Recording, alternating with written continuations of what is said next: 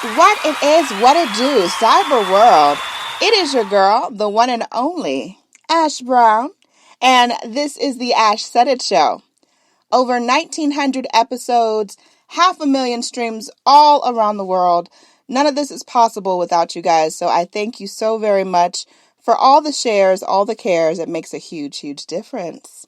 Today, I am joined by the multifaceted, multi-talented, and ultra-inspiring Rita Ricks. Hello, Miss Rita. Hello there, Ash. How are you? I am great. How are you today? Wonderful. I am very well. Thank you. I love it. Oh, wow. So, Miss Rita, we're just going to jump into it. All right. So, Okay. What exactly is a spiritual business coach? So what I do is show women and some really smart men how to remove the barriers that are preventing them from creating the life they were born to live. And so what I know is that we all have barriers. There's something somebody said to us a long time ago, something somebody did to us a long time ago, something that we have made up, and it's just lived rent-free in our head for all of these years. And we have to remove those barriers in order to be able to for real dream and for real imagine and for real get to where it is we want to be. We want to be able to live. And that's what I do, is to show you how to align with your spirit. We can't spend energy outside trying to figure out how do we do this. We're always trying to figure it out. Yeah. But if we go inside, we can align with our spirit, and the troubles just fall away. They literally fall away. And what I found is it doesn't matter whether you're in business, whether you're C-suite, whether you are blue collar. We all are CEOs of our lives. And we're leaving a legacy, whether we're intentional or about it or not. We're leaving a legacy. So why not be purposeful and intentional and let that legacy show who we really are, because it shows who we want to be.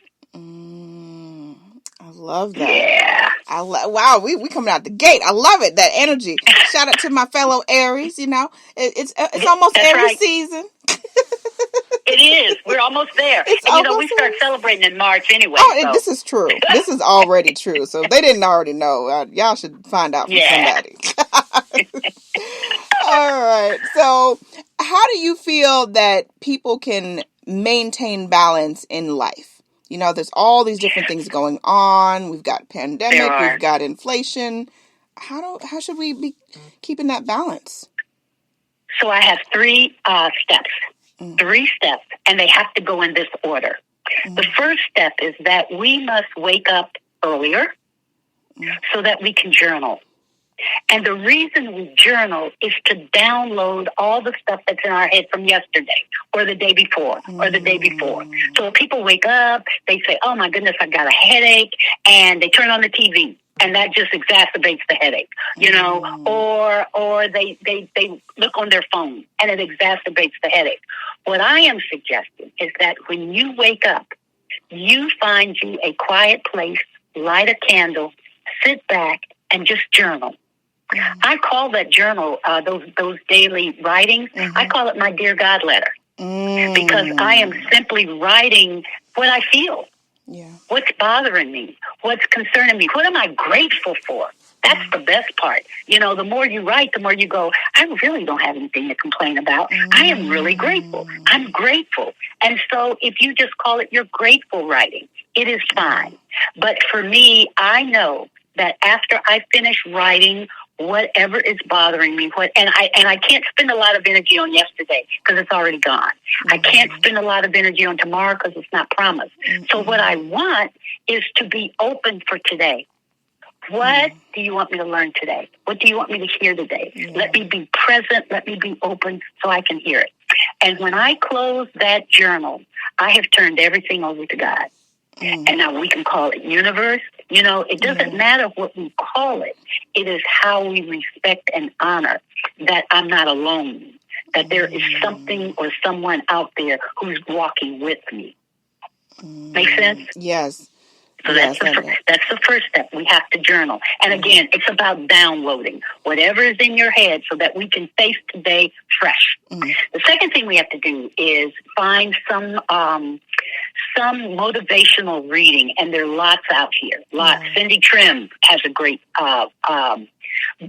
daily book. I've got one. It's called #JustForToday. It's on my website, ritaricks.com. There are 365 actions that you can take this next year. And you do not only for yourself, but it suggests things that you can do for others.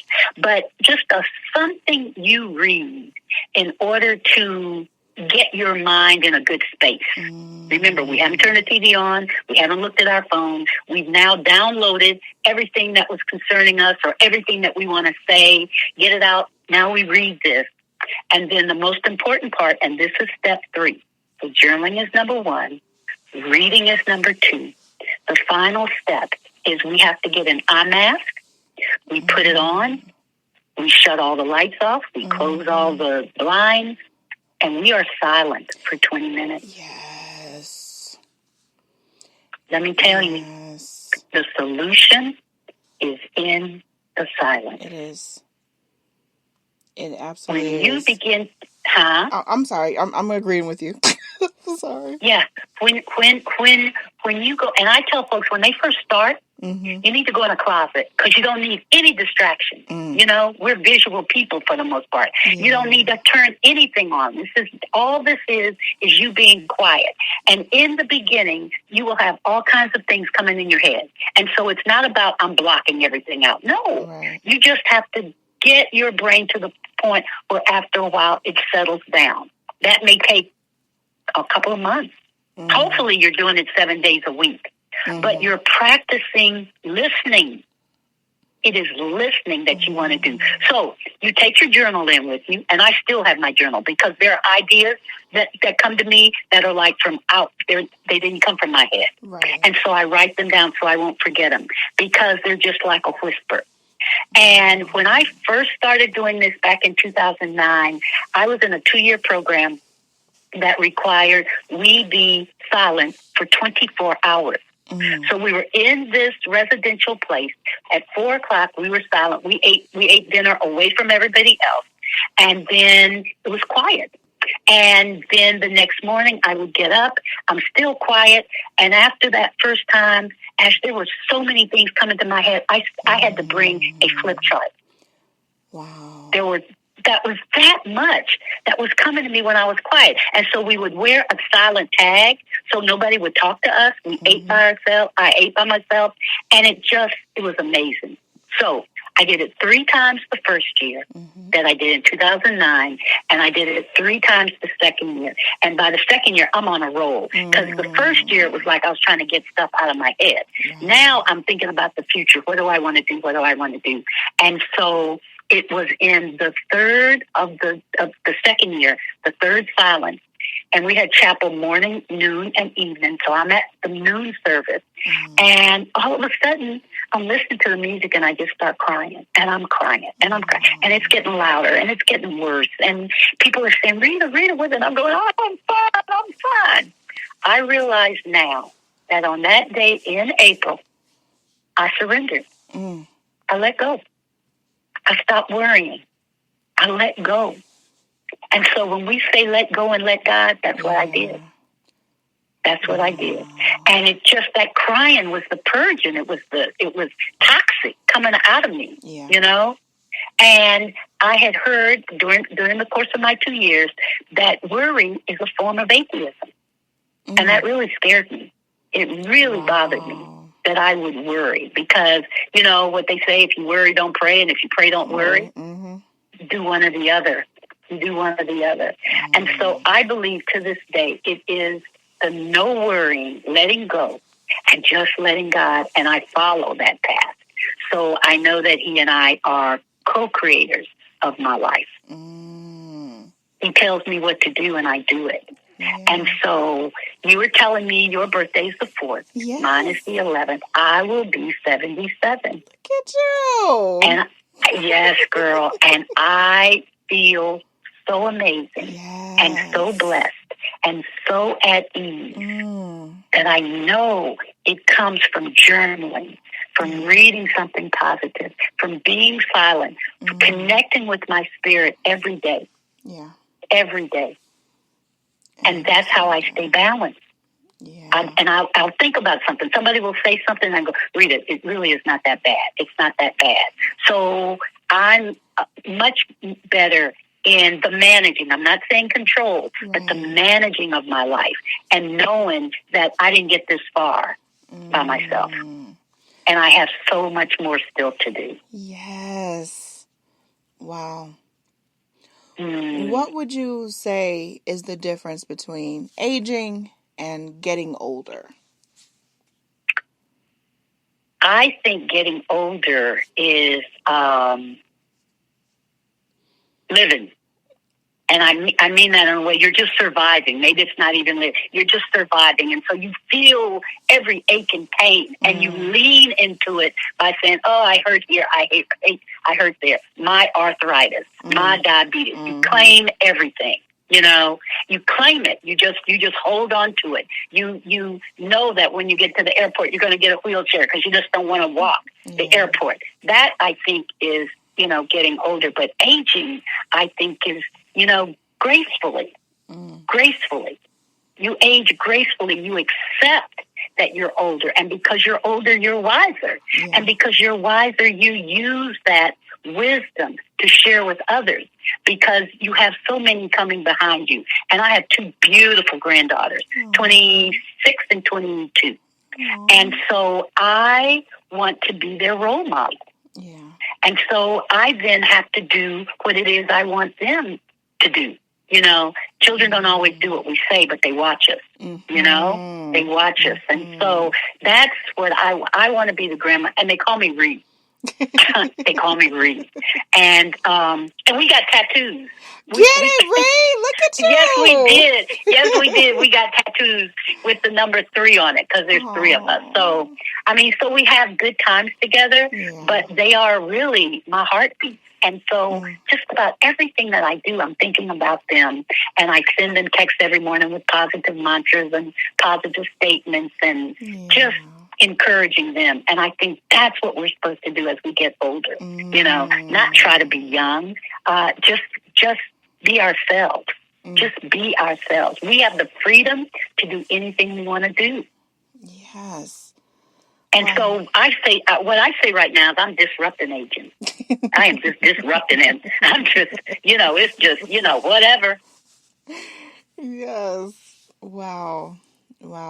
Now, last but certainly not least, what advice would you offer to this next generation of entrepreneurs?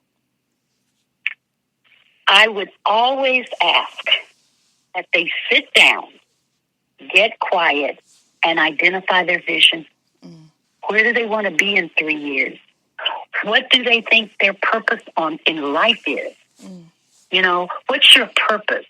Because oftentimes we start a business because we want to make money, and that's not sustainable. But when you have a passion, and we all have gifts that nobody else can do. How many singers do we love? They all sing, but we love them for different reasons. So what is it that you do, and you do it better than anybody? I know as a spiritual coach, I listen better than anybody because I go into that silent place, and so I hear what my client is saying, and I also hear what she is not saying.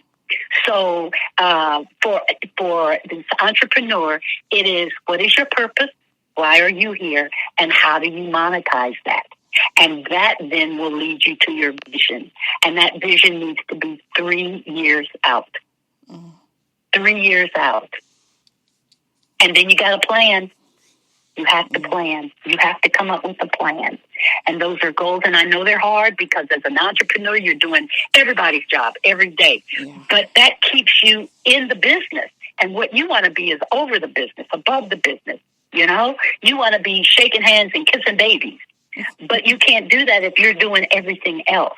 So you have to be smart, and you have to plan, and you have to get an accountant. and you have to get into a relationship with your banker. So if another pandemic comes, you have your paperwork in order, and you can get some money. Mm-hmm. Yeah. This is true. Very true. Miss Rita Ricks, thank you so much. Yes, ma'am. Thank you so much for coming through and blessing us and dropping those gemstones on us. I appreciate from one Aries to another. I appreciate you. That's I love right. you to pieces. And That's right. I can't wait for you to come back. I would love for you to come back on the show. I would love to come back, but I do want to tell everybody, please, to go to my website. Yes. Really easy, because it's ritaricks.com.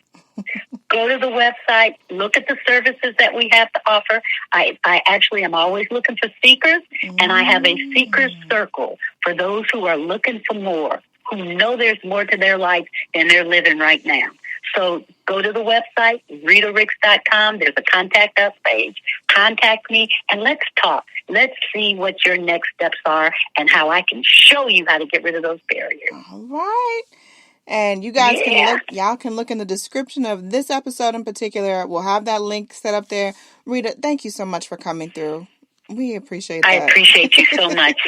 So very much. And thank you to each and every one of you guys for all of your love and support.